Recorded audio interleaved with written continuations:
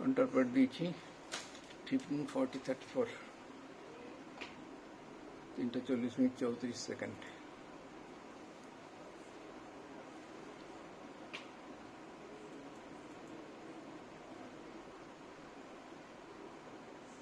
40:34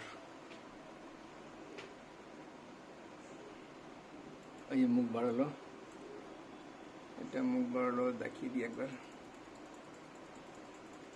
মুখ বাড়িয়ে দেখলো 15:41:01।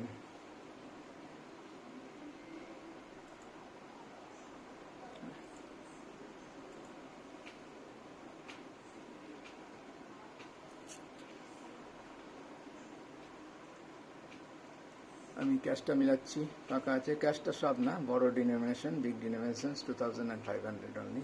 এটা আমি টাইম টু টাইম মিলাতে থাকি, মিলাতে মিলাতে ফুল প্যাকেট করে দিই, যেহেতু এটা বড় ডিনোমিনেশন সবসময় এটা মেলানো থাকে।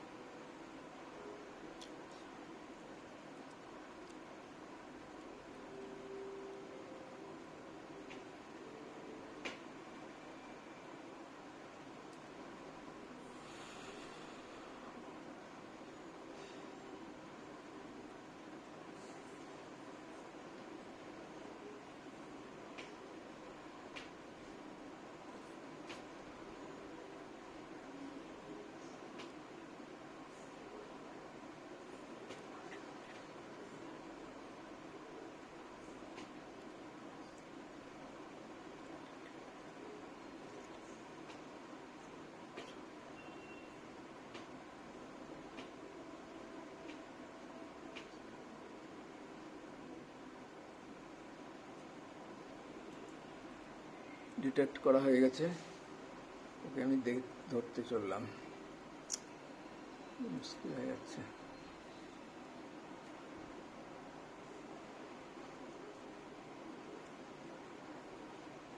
চুয়াল্লিশ, 42, 43, 44, 3 মিনিটের মধ্যে আমার ডিটেক্ট করা হয়ে গেছে যে 53,000 টাকা শর্ট, 20টা 2000, 66টা 500। ওই চোর যে জামাটা এনেছিল ডিপোজিটটা, তাতে ওই ডিনোমিনেশনটাই লস ছিল। কাজে এটা যে ওর শর্ট সেটা বুঝতে আমাকে এই যে আমি চলে এসেছি ওখানে মোটামুটি দ্রুত। আমি 15:41:34 কাউন্টার পার্ট দিয়েছি,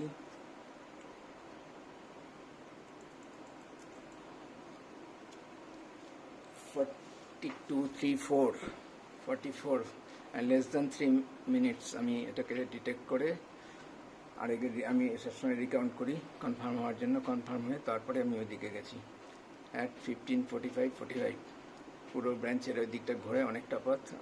তার আগে এইদিকে আসার আগে, এখানে আসার আগে আমি বাইরে মেন গেট দিয়ে বাইরে গেছি। বাইরে চারিদিকে তাকিয়ে দেখেছি যে আছে কিনা কেউ, বিশেষ করে যাকে কাউন্টার পার্ট দিলাম সে আছে কিনা। সাধারণত এতটা পেরিয়ে যাওয়ার কথা না ওইটুকু সময়, কারণ ভেতরে যতটা যেতে হবে অনেকটাই পথ এবং ভিড় থাকলে তো কথাই নাই। তাছাড়াও কেউ কথা বলতে বলতে দেরি করে। আমি তাকে জিজ্ঞাসা করলাম, চলে গেলাম পেরিয়ে। তখনই একজন বলেছিল তো এখনই ছিল, মানে মুহূর্তের মধ্যে চলে গেছে একদম বাইরে।